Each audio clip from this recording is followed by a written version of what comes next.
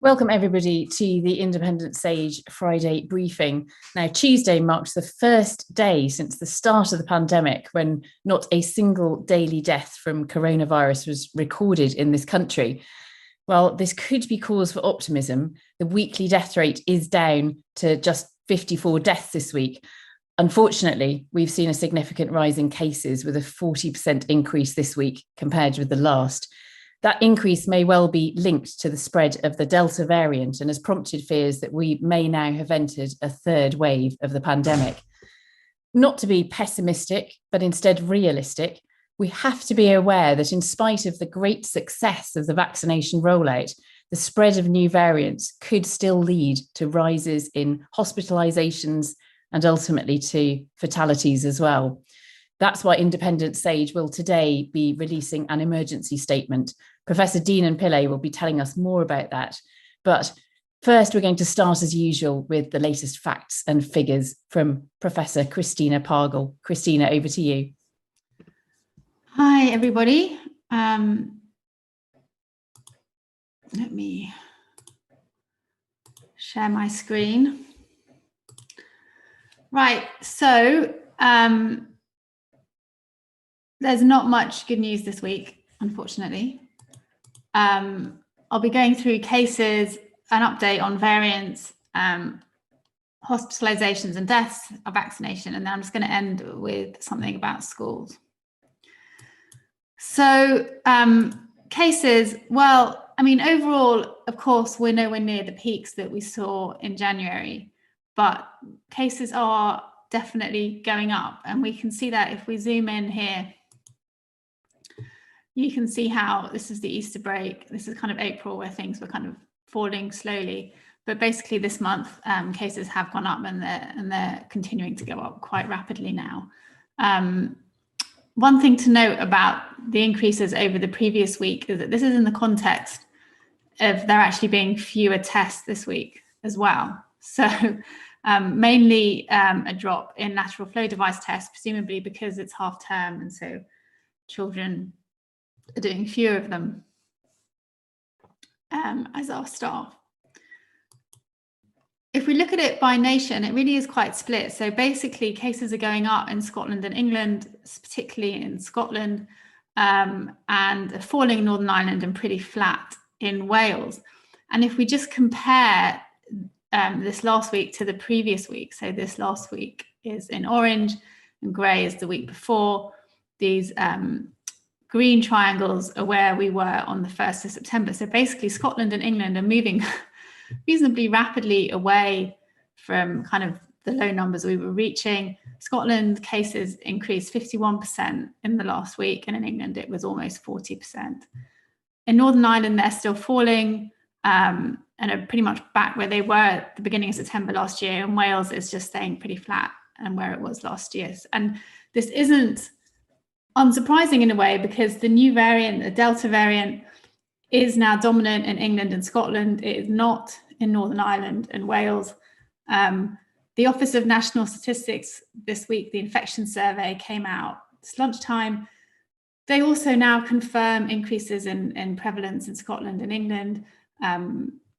They say in Northern Ireland it's very uncertain because the numbers are small, but they think it's flat. And in Wales, there might be early signs of an increase. And what they've also said that in Wales, there are early signs of an increase now in the Delta variant. So it's possible, unfortunately, that Wales might be just a few weeks behind Scotland and England in terms of the growth of that variant.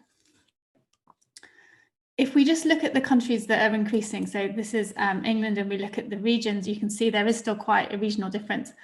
Most regions are higher than they were last week. So the orange dots are higher than the grey dots, but it's particularly obvious in the Northwest where cases have almost doubled in the last week, and also in London and the Southeast where cases are going up quite quickly. In Scotland, again, almost all the local authorities are higher this week than they were the previous week. And it's very much kind of concentrated in this area, kind of the central region again, where it has been every time there's been a spike in Scotland. So I mean, I put variants quite high up in this because really this is what's driving what is happening now. This is now the latest data on the spread of the Delta variant from the Wellcome Sanger Institute. This was released on Monday. It goes up to the 29th of May, although this last week between the 22nd and 29th of May is quite incomplete. So I wouldn't read too much into that slight change. But basically now Delta variant is about 75% of cases sequenced in, this is England only. That matches the Public Health England report on the variant, and it matches data using the S-gene kind of proxy for determining this variant. So effectively it's dominant, it'll keep growing in dominance. It's happened remarkably quickly from really, you know, the beginning of April to the end of May. And here we are, and the other variants are not really doing anything at all. Regionally, it's still most dominant in the northwest, almost 90% of cases there, and then London and the southeast, east of England. The West Midlands has increased markedly to over almost 70%, but it is increasing now in every region. We can actually look at this geographical spread using these maps from the Wellcome Sanger Institute. They only go up to the 15th of May here. But you can see how, you know, from being pretty much hardly anywhere, it has now gradually spread, and it is continuing to spread across the country. And what's really been happening is that we've had two epidemics happening at once. So the blue line here is B117, the alpha variant, which is what we used to call the Kent variant. And you can see, you know, that it kind of went up a bit as schools went back, and then we had that big decline over the Easter holidays, and then it continued gradually declining after Easter, which was really good news. But in the meantime, from a very low base, Delta has been doubling every week pretty much since about the 3rd of April. And it takes time, even at weekly doubling, it takes time for it to show. But now to the 22nd of May, there's over 4,000 sequenced cases, and that's about half of community cases that get sequenced. And what happens is that if you add these two together, you get overall case numbers. And so until it gets to be a significant number compared to the dominant variant, you don't see anything in the overall cases. So that's why we've been seeing flat overall cases throughout April, and reasonably even flat or modest increases in early May. And it's only once you start getting into this bit that you start seeing it play out into overall cases. But by then, in a sense, it's too late to contain it because it's dominant already. This is just showing you the absolute number of the sequenced Delta variant tests. This is now from COG UK in England to 22nd of May. And you can just see that, I mean, this is exponential growth. So if we're talking about a third wave, this is in England, if we're talking about a third wave in England, it didn't start last week, it started at the beginning of April, once this variant started doubling. The data since the 22nd of May is less complete, but there's nothing in there to suggest that that doubling isn't continuing. So that's the concern, that right now we do not have control over this variant and its growth in England, and apparently not in Scotland either. We now know a lot more about it. So for a long time, it was like, we don't know that much about the variant. We do. Public Health England released its latest technical report yesterday. This is its updated risk assessment. So it goes through various factors. So transmissibility between humans is rated as red, the highest risk with high confidence. And PHE said, you know, Delta continues to demonstrate a substantially increased growth rate compared to Alpha across multiple analyses. And what that means is that pretty much any way you look at it, it's growing a lot quicker than Alpha. And they end with now saying, it's highly likely that Delta is significantly more transmissible than Alpha. We still don't know the exact number. It's looking like it might be 50% or higher. Professor Neil Ferguson was on the radio today saying he thinks it might even be up to 70% higher. That matters because the SAGE modeling subgroup said that if you have a variant that is that much more transmissible, you could end up with a very significant surge in hospitalizations, even without any impact on vaccines and any impact on severity. Now, that is a problem because this variant has both of those. The new thing that came out yesterday was that there is now evidence that there may be an increased risk of hospitalizations with this variant compared to the old variant.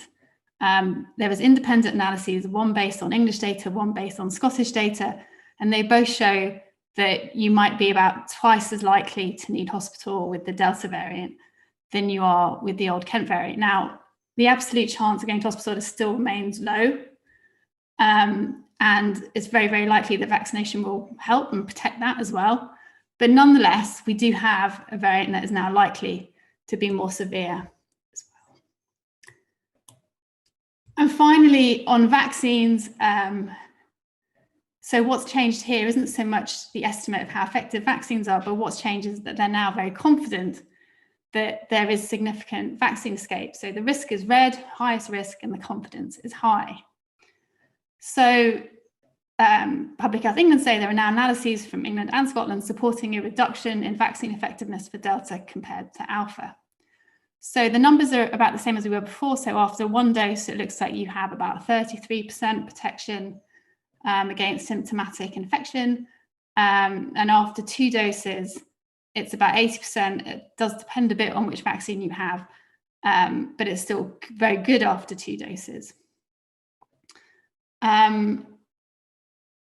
They say, you know, the reason that they've said they're very confident of this is that even though it's observational data, it holds true across lots of different approaches. You see it in both types of data, and it's now strongly supported by lab experiments on this variant and with vaccines. We don't yet know how well it protects you against severe illness. It's likely that it will protect you very well even after 1 dose, but we don't know that yet.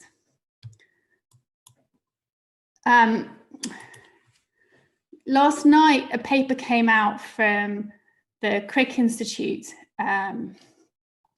where they had been doing studies on how well Pfizer protected against the Delta variant, B.1.617.2, and they also compared it to B.1.1.7, which is the Alpha variant, and B.1.351, which is the Beta variant, which is first sequenced in South Africa. So that was the South African variant, or the Beta variant is the variant that to date has had the most resistance to vaccines. Now, what this paper showed yesterday is that Delta variant presents a double challenge. So it looks like it's got a reduced vaccine efficacy on the same order as the Beta variant, but it's also more transmissible than the Alpha variant, which to date was the most transmissible variant. So basically we've got a double whammy of a variant that is quite vaccine resistant and very transmissible. They support the Public Health England data and said that in the case of 1 dose of Pfizer, neutralizing antibodies, which is the NABTs, are significantly lower against both the Delta variant, which is our dominant variant, and B.1.351, which is the Beta variant, compared to the Alpha variant. So this just highlights the importance of getting that second dose. And finally, and this is the bit that I found actually most worrying, is that they said that they note that both increased age and time since the second dose of Pfizer significantly correlate with reduced neutralizing antibodies against both the Delta and the Beta variants. Now, the problem with that is that age is basically how we've defined our vulnerable populations, who we have managed to get 2 doses into. Unfortunately, well, fortunately, depending on your point of view, you know, most of our most vulnerable people were second dosed about 2 to 3 months ago. So that means that just as we have this new dominant variant, which has vaccine resistance growing in our communities, the potential protective antibody activity from their second dose might be waning. And so those authors actually suggest that we should really strongly consider potential booster doses for vulnerable people. So just moving on to hospitalizations and deaths now. The number of people in hospital per million people is still very low across all nations. It's as low pretty much as it's ever been. That is remains and is really good news. However, There are some very, very slight indications the hospital admissions might be starting to go up. In England, this is to the 1st of June. Certainly, they've been very flat throughout the whole of May. But just over the last few days here, we can see an increase, but I don't know really how much to read into it, particularly given the bank holiday. In Scotland, where case increases have been higher, there has been an increase in hospital activity. Again, it remains small. Most people in hospital are unvaccinated and younger, but I think we can't say that there's absolutely the link between cases and hospitalizations has been entirely broken. Deaths are low and stay low. A very small proportion of overall deaths now, maybe 1 or 2%. This goes up to 21st of May. This data, 115 people died from COVID. That obviously is really, really good news. And hopefully we won't see big increases in deaths. Vaccination data. Oh, that's the phone. It'll stop in a minute, I hope. You getting the phone? So, anyway. Right. Anyway, this is the number of first and second doses given by day to the 2nd of June. We have managed to increase the number of doses we give every week. So that's really good. So for the week to the 26th of May, we got a dose into 4 million people, which is one of the highest it's ever been. Now, this has fallen a bit this week to 3.5 million people, but that's likely because of the bank holiday effect. But nonetheless, we are increasing the number of doses that we give. I don't know what the schedule is for the rest of the summer, but at this rate, we should be able to get first doses into adults, hopefully at some point in early July. Now, this is the percentage of the overall population by whether they've had no doses of vaccine, 1 dose and 2 doses. Now, often these figures are quoted as a percentage of the adult population because that currently is where the vaccination program has been targeted. But in terms of spread of a virus that can affect everybody, it's really, you want to think about who's protected in your entire population. And this is shown by home nation. They're all reasonably similar. Wales is a bit different in that it's kind of prioritizing first doses a bit. So you can see they've got a higher percentage of people who are partially vaccinated. So what you can see is that really there are about 40% of people everywhere who have not had a vaccination at all and have no protection from vaccination. About 20% of the population have partial protection. And what we now know is that with this new variant, it really is quite partial protection, and you cannot rely on it to really do the job of keeping cases down. We now have about 40% of the population who are fully vaccinated. And again, now that is really good news, but it's not the whole population. Just looking at first and second dose coverage by age, this is for England now, you can see that we're making good progress. We still haven't yet managed to offer 2 doses to all the over 50s. We're still doing about 60% of 55 to 59-year-olds and 55% of 50 to 54-year-olds have received a second dose. We still have a way to go to kind of raise that up. We're now offering first doses to the over 30s. Again, that's really good news, but we do still have a way to go. I'm still a little bit worried that for the 40-somethings, it's at 85%, hopefully we'd want that to be at least over 90% or 95%. And also I'm hoping that the uptake for second doses for the 60 to 64-year-olds also gets a bit closer to this blue bar.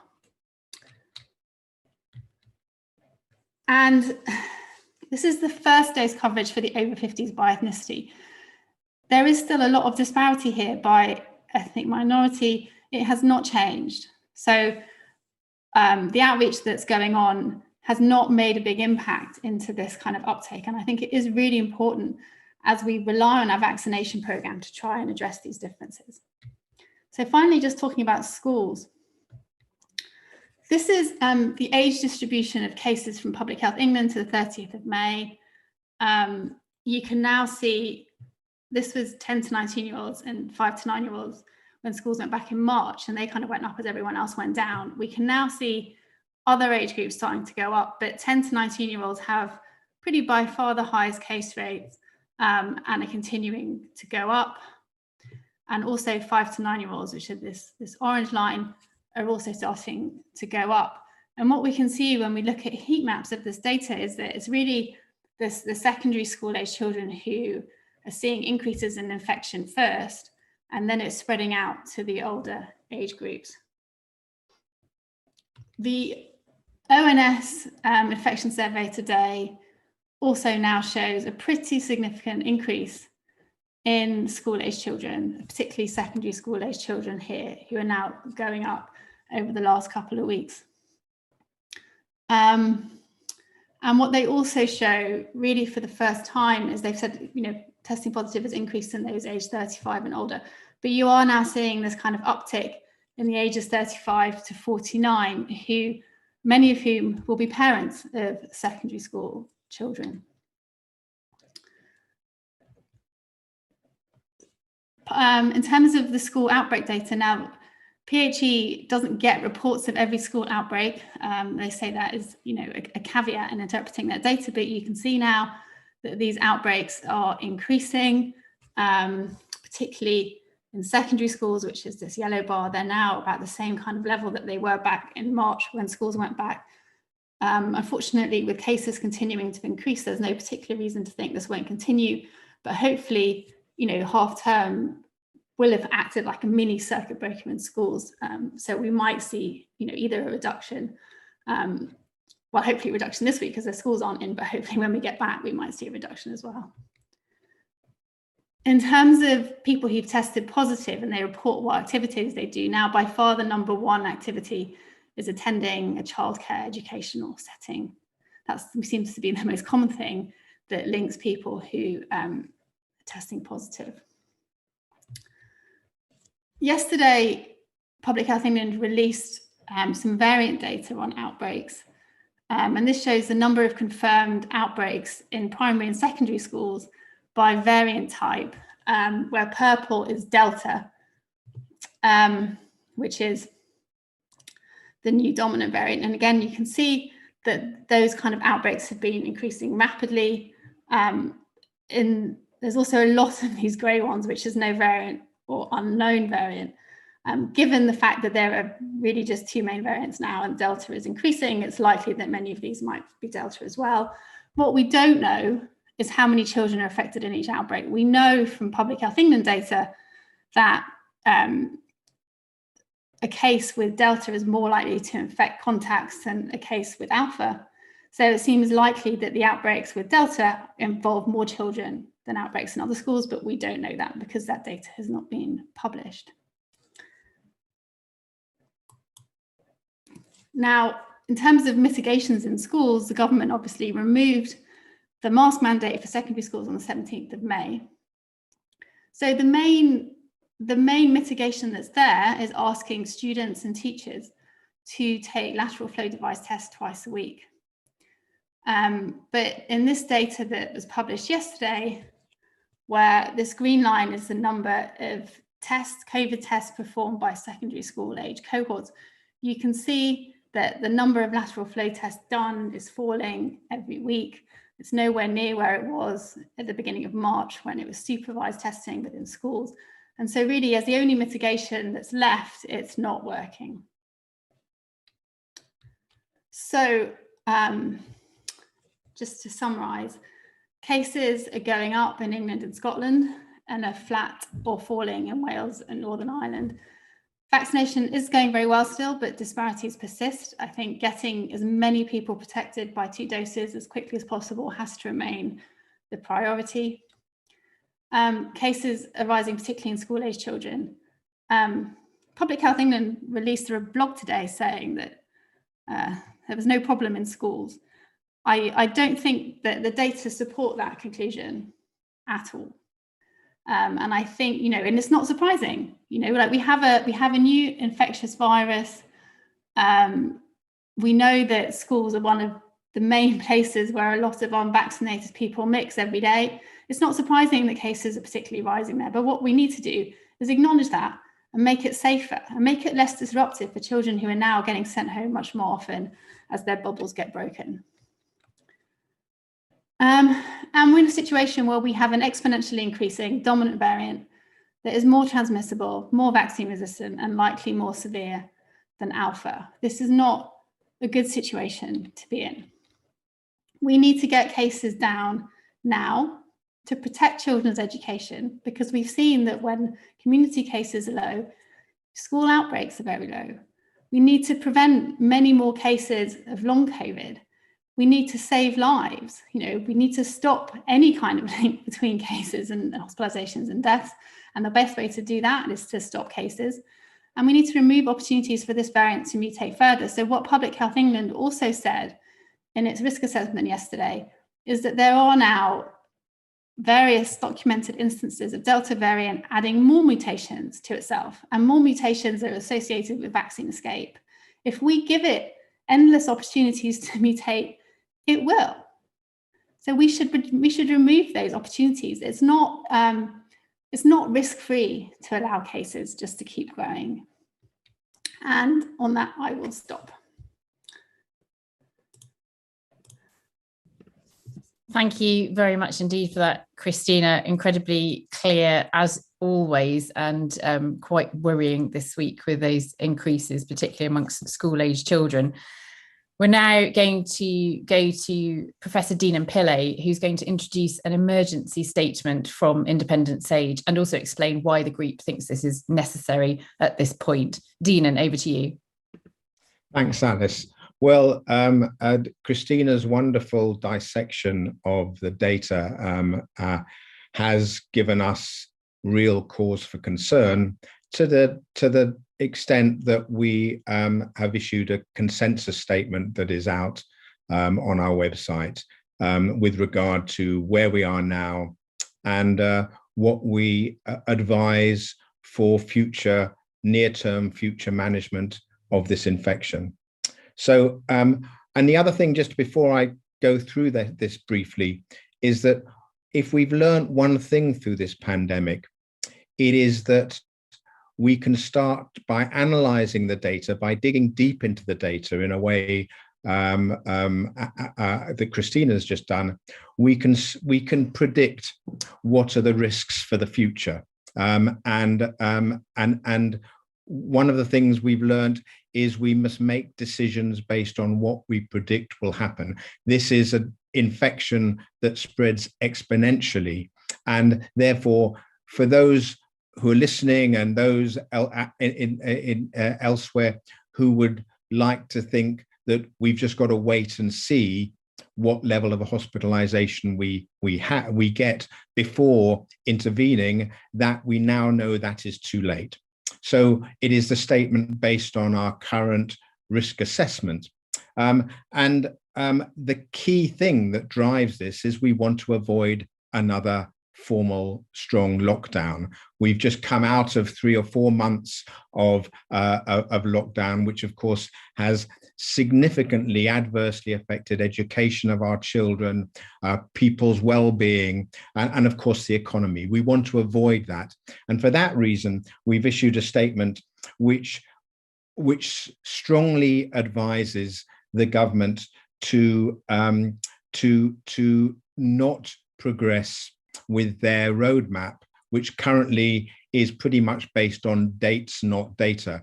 We strongly advise the government to be guided by the data before making any assessment and judgment on releasing us from lockdown finally on the 21st of June. We recognize the importance, the central importance of reducing the infection rates in order to limit that potential rise in hospitalizations that Christina has warned us about, and in the context of the potential compromise of our current vaccines.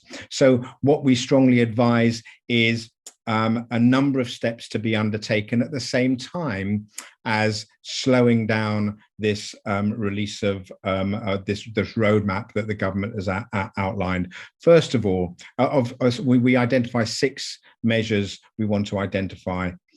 First of all, strengthening the financial and practical support of those requiring isolation, either because of their own symptoms or a positive test, or those in contact with those with positive tests. This is something that we've been banging on for throughout the life of Independent Sage. This remains a core importance to limiting infection spread.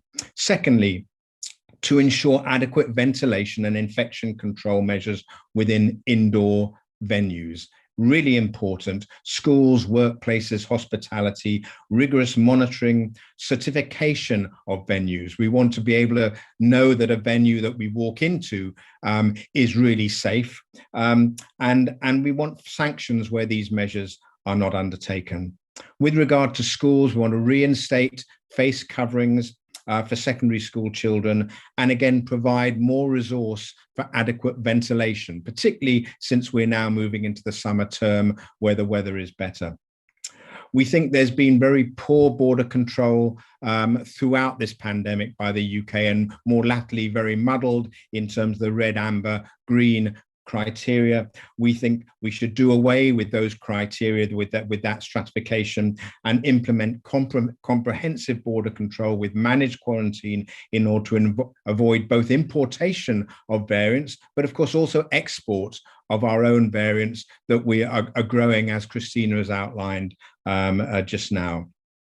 Of course, we depend as well on that rapid vaccine rollout, and we want to support and further accelerate that vaccine rollout to ensure that as many people as possible have the 2 doses of the vaccine in order to be as protected as they can be, despite the data that has come out yesterday and today on potential compromise of vaccine efficacy by the new Delta variant.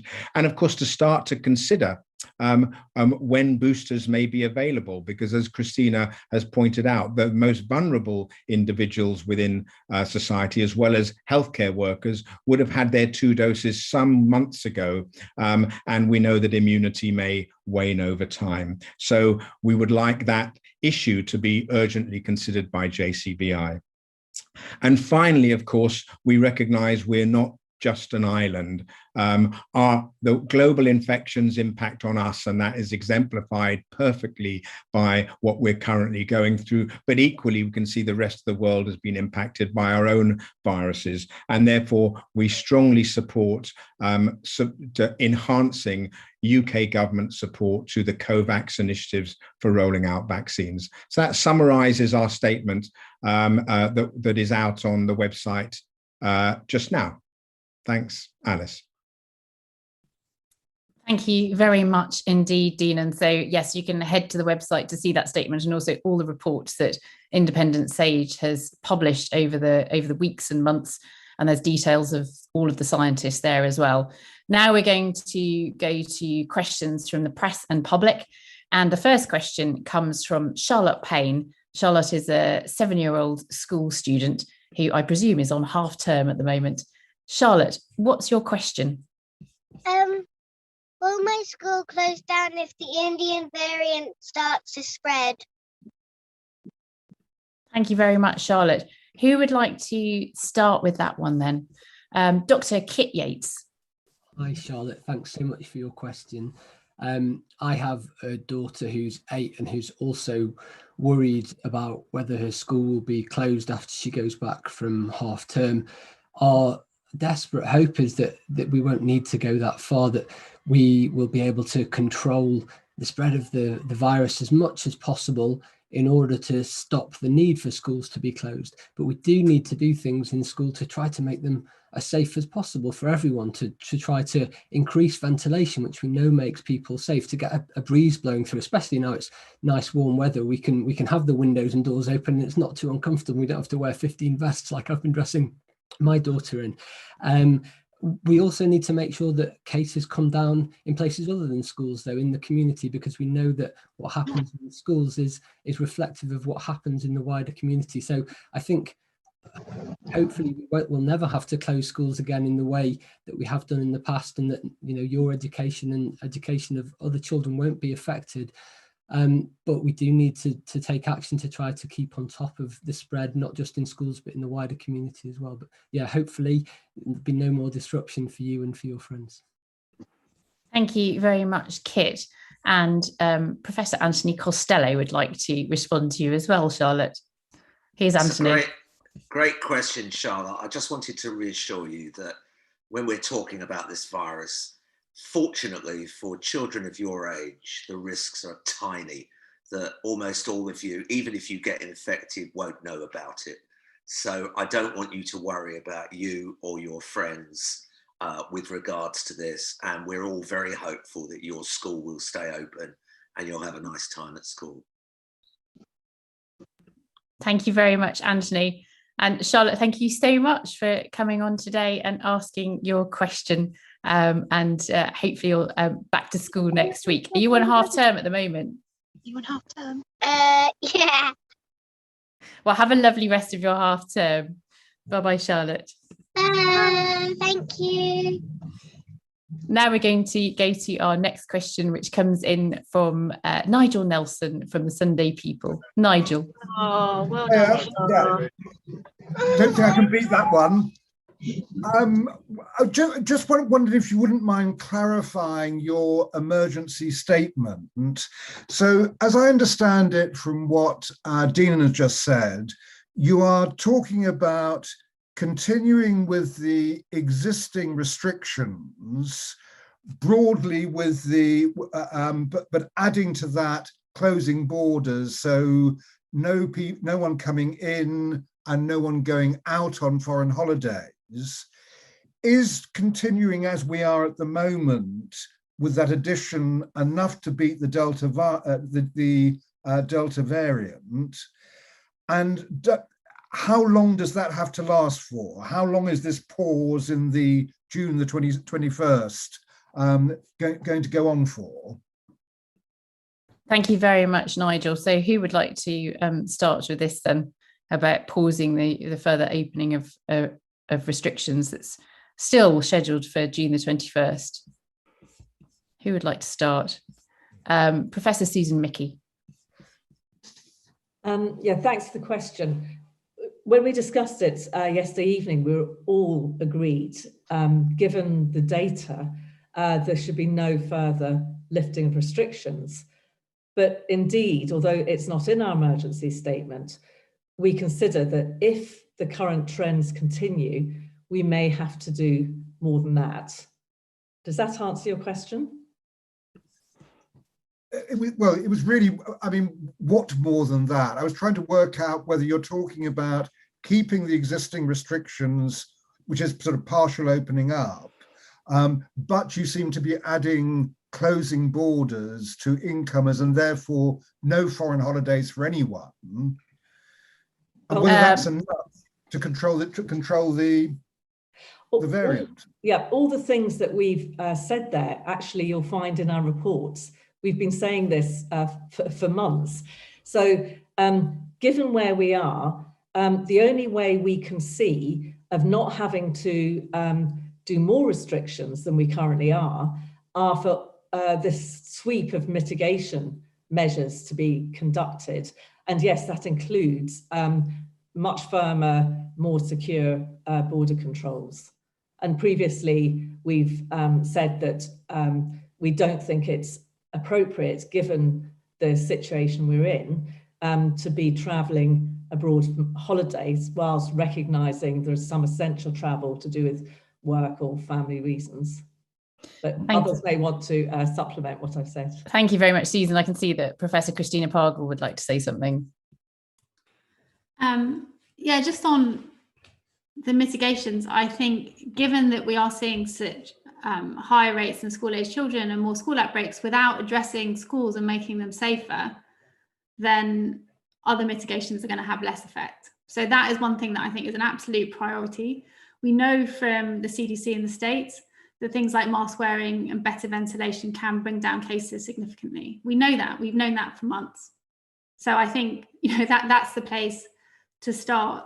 Effectively, what lockdown does, or what restrictions does, is it breaks chains of transmissions by isolating everybody. So if we can fix that contact tracing system and actually support people to isolate, we can do that without lockdown. So that is the other way of doing it. It doesn't mean rolling back restrictions. It means targeting what we do to actually stop more transmission. Thank you, Christina. I mean, it should be relatively easy to reinstate mask wearing in secondary schools, for instance. Professor Stephen Reicher. There's a new document on the website today, another new document, another new report, which is on border control. And I think it's important because it exemplifies the philosophy of independent sage and how that differs from the government.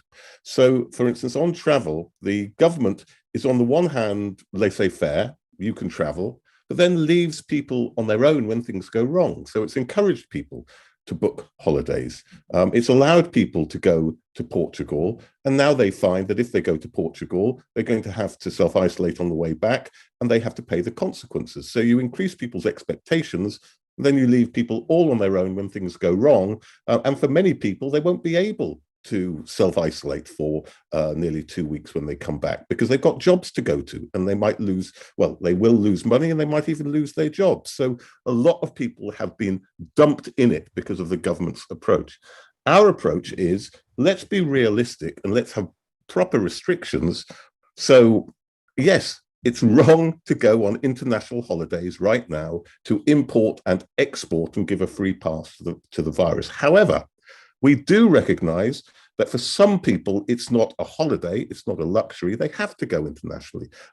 Many people have got family abroad, funerals abroad, weddings abroad, business as well. And we argue that when they have to do those things, there should be support. So if people have to come to this country or have to go abroad, there should be support for those who can't pay for the self-isolation. There should be proper, decent accommodation for them, because we know that a lot of the accommodation is substandard. We should have exemptions for people with mental health problems so they can self-isolate at home, but if they can't cope with self-isolating in a hotel. So it's a rounded policy, which, yes, is about doing the necessary things to stop the virus spreading, but combined with the support to people to make it possible. And it's that philosophy, I think, that will carry us through. Thank you very much, Stephen. So again, that report is up there on the website. I've just checked, and it's called From Managed to Supported Quarantine, the Current System in the UK, if you want to try to find that. Zubaida, Dr. Zubaida Haque. I'll be very quick because I know a lot of us are answering these questions. I'm a bit concerned, Nigel, about the areas that have had high rates linked to the B1617.2 Delta, or so-called Indian variant, because I'm not entirely convinced that they've had all the help that they should have received from the government. And so recently, I think it was the Director of Public Health from Blackburn with Darwin, I think, or it could have been the Bolton Director of Public Health, who raised issues about the fact that they'd asked for more vaccinations, given the predicament that they've been in with extremely high rates compared to the rest of the country of COVID. They'd asked for more vaccinations and they hadn't got as much as they'd asked for. And they had compared it with Twickenham over last weekend, where Twickenham received quite a substantial amount. And I think there are concerns about that, whether they're getting enough financial support for self-isolation, whether they're getting enough vaccinations so that more and more people can be double dosed, and whether the government are helping them and supporting them enough. So, I mean, it is an issue about inequality, but I think once again, it is also about the fact that there seems to be almost a north-south divide with the government helping areas that need the help the most. Zubaida, thank you very much for that. Thank you for your question, Nigel. Moving on to our next question now from Chloe Chaplin of the iPaper, I think. Chloe. Hi, thank you. Yeah, I've got a couple of questions. Firstly, I think Nigel did ask this, but I'm not sure it was answered. What is the time frame you think in terms of delaying the 21st of June lifting of all lockdown restrictions? Do you have an estimate as to how long you think that should be pushed back for to get us into a relatively safe position. And on that note about getting increased vaccine supply for areas like Blackburn and Bolton, do you support the view that they should be getting surge vaccines so that they can prioritise vaccinating everybody over the age of 18 in areas where they're having a high COVID spike, even if that means that other parts of the country, the vaccine rollout is slowed down? Thank you very much, Chloe. Christina would like to answer the first part of your question, I know. Yeah, just on when we can finally lift all restrictions, I think the only real international example we have to go on is Israel as the only country that's really vaccinated their way to very few cases. And they really opened up once they got to about 75% plus of their adults vaccinated. So I think, that's the kind of ballpark we should be aiming for before we think about loosening further restrictions. I don't know what the vaccine supply situation is here. I don't know how many doses we can do, but based on where we are now at about 3 to 4 million a week, that is probably sometime in August, but I don't know when in August. So that's the kind of time frame I've got in my head. I assume you mean both doses of the vaccine. Yeah, I mean both, right. And not just both doses, but protection from both doses, which is 2 weeks after getting it. Yeah. Thanks very much, Christina. I spotted Zubaida's hand up as well, but I'm just going to go to Professor Anthony Costello first, and Zubaida, I'll come to you. Anthony. Look, I've heard 3 senior government advisors in the last few days talking about, we'll just get the vaccines up and then we'll live with the virus. And Professor Dingwall, Professor Walpert, and Sir John Bell. And we've argued consistently since last year, following WHO in the Asian states, that is not what we should be doing, that we have to have a public health response that suppresses this virus. The data we've heard today from Christina is profoundly worrying. And we are still at a point just where these cases are at a low level. And I believe now it is absolutely critical that we are getting testing stations into hotspot areas with turnaround times that the Chinese managed within 2 weeks last year, getting it down to 4 hours of testing to make sure that people know about it, that we need to have many, many more contact tracers on the ground, cut out this call center nonsense, get them there to do daily follow-up of people to make sure that they isolate. And we have to change policy today or tomorrow about financing to support people and stop all this nonsense about only about, less than a half of people isolating when they say they should be. We've got to get this suppressed, because if we don't, then the real risk now is that the NHS will again be overwhelmed when we look at the figures that Christina has presented today, with huge numbers of people having to go back into hospital. And okay, death rates may be lower, but that's going to put us right back into some kind of national lockdown, which we are totally against. So that's the priority now, and it's really urgent. Thank you very much, Anthony. Zubaida, you wanted to comment quickly here? Yes, first of all, to say that when you let the virus rip, as Anthony was talking about, the advisors have said, we have said time and time again that the impact of that is not proportionate. We know that people living in more deprived areas, and particular Black and Asian groups, are much more at risk of becoming ill with this virus and severely ill. Secondly, whatever happened to the priority of keeping schools open? We've already noted that infection rates are really high and highest among 10 to 19-year-olds compared to any other age group. Now we need to keep schools need to keep schools open. So at the very minimum, that should be prioritized. And in terms of how long should we maintain restrictions, it should be at the very minimum until schools close for the summer term, which is around July the 22nd or something. Thank you very much, Zubaida, and thank you very much for that question, Chloe. Moving on now to Tony Dadd, who is part of Parents Against Unsafe Schools. Tony, what's your question? Actually, we're called Parents United UK now, but it's our second change of name. Thanks for inviting us up to ask a question today. I was asked to give a brief background to Parents United. Do we have time? If you could do it very briefly, that would be great. Thanks, Tony. Okay, well, you can search for Parents United UK, and that should lead you to our website, Facebook group and page and Twitter account. And I think that's enough to say about that. Last night, we were invited to be on a Twitter stream with Deepti Gurdasani, Carol Cadwallader and Stephen Reischer, amongst others, concerning the removal of schools data on the Delta variant from the PHE report of 2 to 3 weeks ago, and the subsequent threat of legal action from All the Citizens group. The tech failed us last night, but we were there watching, and we put together a Twitter stream this morning. Stephen said last night there has been a shift from ignoring the data to suppressing the data. We would actually argue this began a long time ago. Our Twitter thread this morning expands on it, and I'll read some of the comments from it. After founding our group on the 3rd of May last year, our members started telling us about COVID cases in their schools. Their comments were usually followed up by them posting a link to a local newspaper report of the case. It was clear that members felt this information should be publicised. The challenge that kids don't get COVID and schools are magically safe places narratives dominant at the time. And so the maps were born that we produced.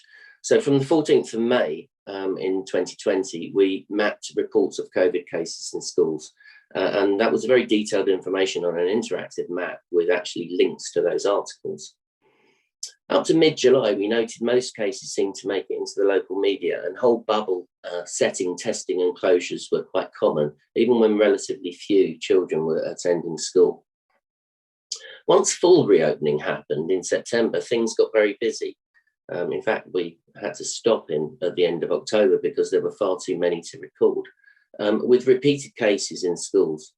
Isolation policy changed to close contacts only. This change was unannounced and ignored that COVID is airborne. What also scared us was the lack of transparency. We heard many parent accounts of only close contacts being informed of a case, not the bubble or a school.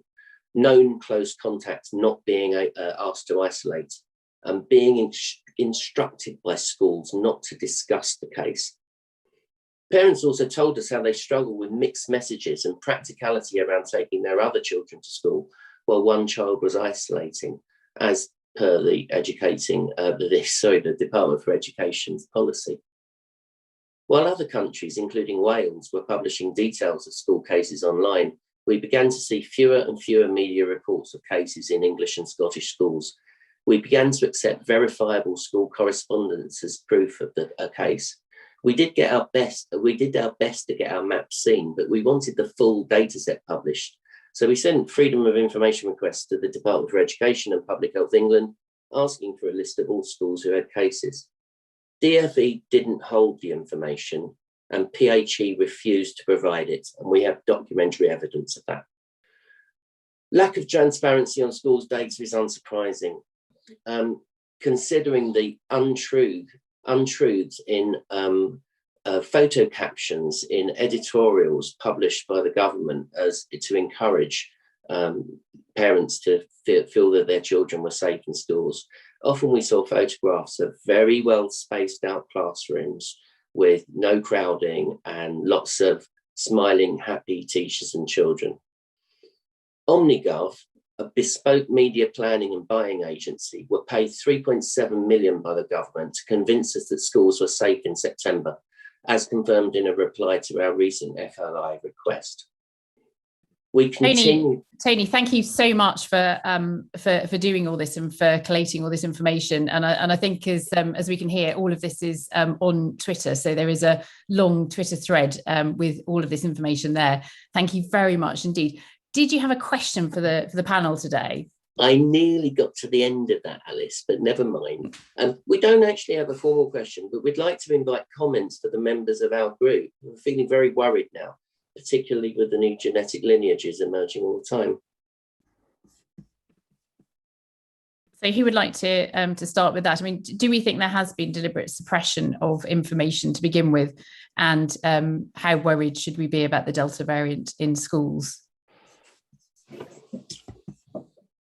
Professor Stephen Reischer. Yesterday, after the evidence was released from PHE, about the new Delta variant and the data which Christina has outlined today. Jenny Harris, the Chief Executive of the UK Security Agency, and someone many of us know well, said with this variant now dominant across the UK, it remains vital that we all continue to exercise as much caution as possible.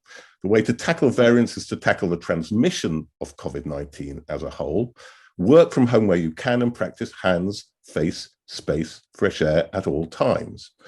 Now, that's great rhetoric, but think of what's going on in schools. And as we've heard, schools are where there is the greatest increase in cases. Schools is where there is the greatest problem. And, okay, practice hands, face, space, fresh air. Well, okay, kids might be washing their hands. That's good. Masks have been taken away as a requirement in classes. So no face. Space, well, for 6-9 months, we argued that they ought to bring in extra teachers. They ought to bring in extra classrooms so they can have more space. That was never done. So no space. Fresh air, again, we've been arguing there should be ventilation and grants for ventilation and support to make sure there's fresh air. That hasn't been done. So no fresh air. So the one place where there's the biggest problem is the place where none of the mitigations are in place. And, when they say it doesn't matter because kids don't die from it, well, thank God they don't die from it. But that's not to say that it's all fine. There are at least 4 reasons why it matters. The first is that kids are off school and their education is disrupted, and that's worse for those who are disadvantaged, so it increases inequalities. We're learning more and more about long COVID and the implications in the long term, and that should be treated lightly. It can spread to the community from children, and we're seeing that. And of course, as many people point out, the more that you have the infection raging, the more mutations you have, and the more likelihood we have that there will be further variants which causes problems. So it really does matter. And that's why we need to know the facts absolutely, so we can do something about it. And it does seem to me just quite remarkable that for all that everybody talks about children and caring about children, children now are the most affected, and they're the one space where there are least mitigations, and that's completely unacceptable. Is it deliberate? It must be deliberate, surely. Zubaida. So it's not just important that we have trust in the data that we're provided with, because as the Prime Minister rightly pointed out, but unfortunately hasn't stuck to, it's very important in this pandemic to be led by data and not dates. It's also important to trust the institutions that provide that data. Now, Public Health England have been one of our main sources of data in this pandemic, and we've had to trust that data and we've had to trust them. Now, when they start getting involved in a game of politics where they don't provide the data that's been repeatedly requested, as Tony has pointed out, since the beginning of May by parents, by scientists, by teaching unions, by Independent Sage. Several members of Independent Sage have also been on letters repeatedly asking for that data. When PHE are supposed to share that data, but then subsequently withdraw it for some reason or the other, we think political, then that really does start questioning the integrity of the very body that we are supposed to trust in this pandemic. So I think really there are lots of questions here that beg the question of PHE's, Public Health England's independence and autonomy, and it's something that should be looked into. Thank you very much, Zubaida. Does anybody else want to comment on schools? We've talked about schools quite a bit. Tony, thank you so much for everything you do and for your question today. Moving on now to a question from Kate Daly. Kate, what's your question? Hello, my question's about how dangerous COVID virus really is on surfaces. Do you know what research there's been on whether viable COVID virus that could actually infect somebody persists on surfaces? I'm sure you can find genetic material, but how do you really get infectious virus that might actually cause a risk? I mean, obviously, when the pandemic started, the right thing to do was to clean and sanitize as much as possible. But now we know COVID spreads by airborne transmission. It would be great if we could tell schools and businesses to stop the sanitizing and spend their time and effort on face masks and ventilation. Thank you. Thank you very much, Kate. It's certainly easier to wipe down surfaces, I think, than it is to achieve adequate ventilation. Who would like to start with this? So a question about whether we still need to be quite so careful about hand hygiene surfaces, and how does this virus actually spread? Professor Deenan Pillay. Hi, Kate. Thanks for the question. Well, clearly, we're shifting to much more of an airborne sort of type of thinking that airborne transmission is the major route of transmission. But of course, it's not all or nothing. And we've also got to learn from respiratory viruses, and just clearly there's a big heterogeneity about the way in which viruses, how they're within aerosols, how they're in particles, how those particles you may sneeze out or breathe out, get onto surfaces. We know that, it's amazing that when studies have been done looking at how many times we all will touch our face in an hour, it's something like 30 times an hour at least. We'll be touching our face, our noses, our mucous membranes, and so on. So there's a sort of the sort of theoretical separation between what you breathe in and out versus what is on surfaces is much more blurred than I think is portrayed. And I think it's a sensible approach for cleanliness, where cleanliness can be done easily, for instance, making it easier to wash hands and so forth. And so I wouldn't want to get into either one or the other. But I think clearly we need to focus, as we've just been talking about, we need to focus much more on the difficult things, which are about ensuring good ventilation for indoor spaces.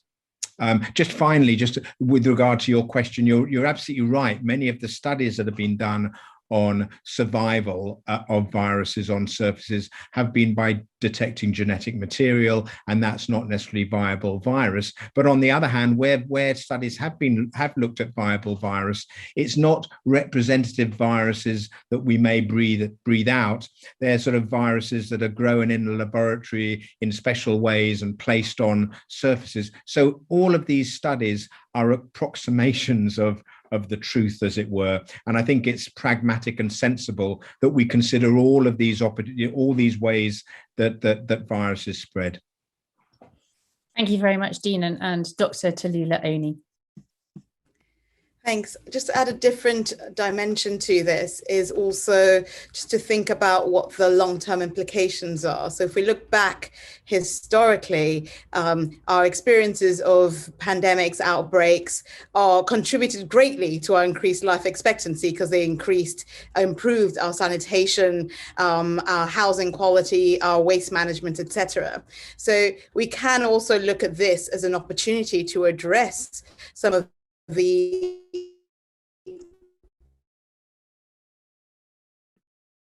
I think we've lost the poorer we were accepting and putting up with, but which increased the risk of transmission.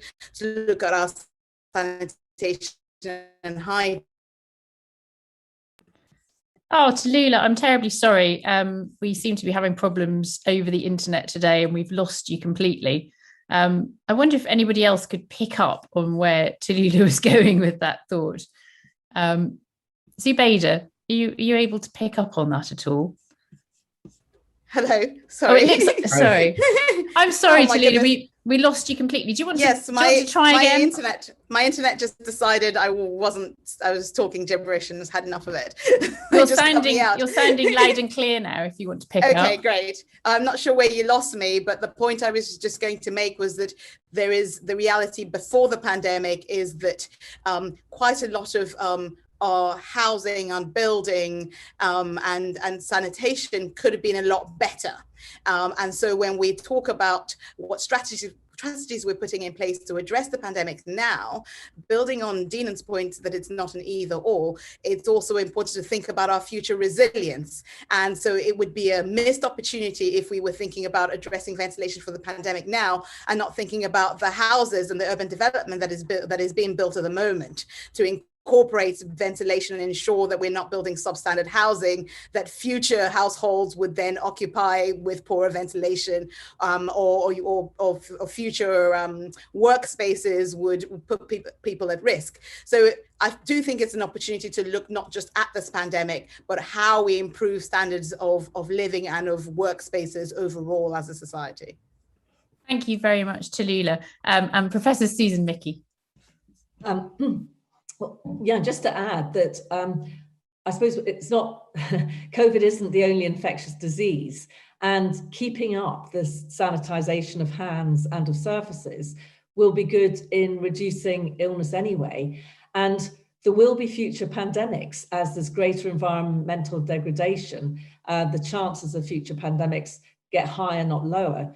And we don't know what the transmission of the next one might be. It might easily be predominantly via surfaces. So I think it's very wise for everybody to hang on to the new routines and habits that they've developed for hand hygiene. You know, every time you come into a house, leave public transport, and keep surfaces disinfected as much as possible for general infection control now and in the future. Thank you very much, Susan. And picking up on what you've just said and what Tallulah said, of course, any investment in improved ventilation in workspaces and schools equally will help protect health in the future as well. Moving on now to a question from Sarah Helen Keithroach. Sarah, are you with us? Yes, Hello, I'm here. I'm here. Hi. Hi, here I come. Hi, thank you for this opportunity. How do you, as a scientist or anthropologist, in your private moments, see this whole thing playing out? Would it be just too devastating to reveal to the general public and admit to yourself what a changed and difficult landscape we are likely to be living in long term? Thank you very much, Sarah, for that. You know, are we feeling generally pessimistic or optimistic at this point? Professor Martin McKee, could I come to you for your perspective on that one first? Yeah, please? well, you know, I've recently been involved with colleagues from across Europe and work for WHO, where we've been looking at what the long-term prospects are, and we've been bringing together people from a range of different disciplines, a bit like Independence Age, but at a European level. And in general, I think there's some cautious optimism. You know, the science has defeated other viruses in the past or brought them under control, even if it hasn't eliminated them. But I think with that, there is quite a lot of hope. I mean, this is a virus that probably has a finite number of variants that can emerge. And we have the potential to develop repurposed vaccines. We've made an enormous progress with the science. That said, I hope we don't go back to the way we were, because many of the aspects of the way we were before created the conditions for some countries, and the United Kingdom is a good example, to suffer disproportionately compared to others. You know, if you look at the security and the stability that people living in countries like Norway or Finland, some other countries had, that left far fewer people living precarious lives and vulnerable to the effects, having difficulty isolating and precarious employment and so on. I don't think we want to go back to that. I also think that we want to look at the way in which we do support innovation. I also sit on, I'm a commissioner on a pan-European commission reporting to WHO, where again, we're looking at the long-term outlook for all of this. And we're working on a whole series of ideas that will change the way in which we have international governance, but also in particular change the way or encourage countries to make the decisions. You know, at present, one of the difficulties is that countries that are seeking to invest in health and security of their citizens often feel they can't do it because the international financial community will in some way punish them. And that's really changing now, because the IMF and other organizations now recognize the importance of health. They recognize the importance of putting health with what they've in the last few years seen as environmental, social, and governance, ESG indicators, as part of the resilience because of the massive economic damage this did. So I think looking ahead, I'm quite positive that we will come out of this stronger. There will be a commitment to change. But of course, that does depend on politicians not having short-term memories. And it also, I think, depends on us making sure that we constantly remind them why it was, particularly in this country, we suffered so badly because we were so poorly prepared, with so many people living precarious lives, something that a number of us warned about at the very beginning. So I'm cautiously optimistic, but I think we still have some way to go, because there still is potential for some rather nasty variants to emerge, but probably, I think, Deenan and others will have a view on this, probably not an infinite series. I don't think it's going to be like influenza, constantly changing. Thank you so much for that, Martin, and really interesting to have that combined perspective on the immediate kind of short-term future, but also the longer-term future as well, and to hear your note of optimism there that, you know, we may have a society that grasps these possibilities to change for the better. Deenan, would you like to respond to Martin's query there? Are we going to see an endless round of new variants coming up before we eventually emerge from this pandemic? Well, the degree to which clearly there cannot be infinite variations, and there will be a limit to somewhat. But of course, I think a big driver will be, you know, the success of vaccines providing some level of immunity. And of course, those who've had infection, what we call natural infection, will have some level of immunity. So things will, I think, calm down over time. But just following up from Martin's question, there's no doubt that there will be a completely different landscape. Now people are already talking about vaccines against all coronaviruses rather than just, you know, SARS-CoV-2,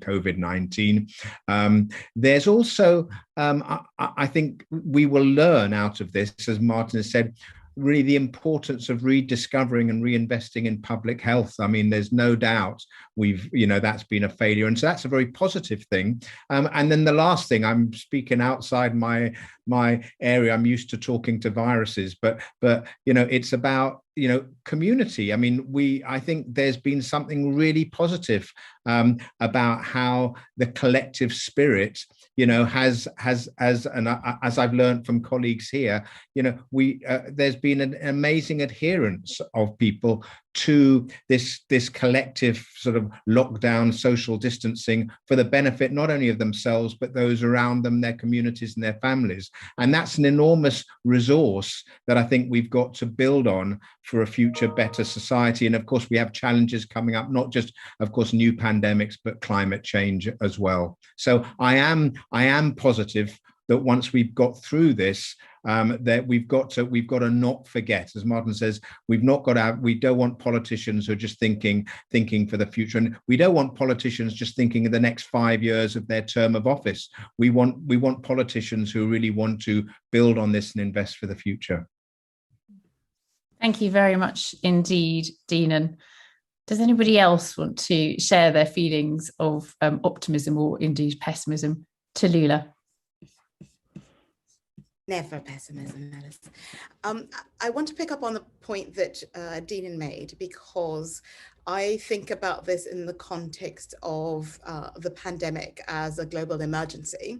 So I want to highlight two aspects. So the science and scientific endeavor and society collectively. So if we think forwards about the complex global emergencies that we will continue to face, the importance of mitigation and actually ensuring that our scientific capacities and technological capacities are evenly distributed across the globe have been made really apparent with the vaccines and the vaccine manufacturing, where we have some vaccine manufacturing that is available and underused because of IP, because of lack of technology transfer.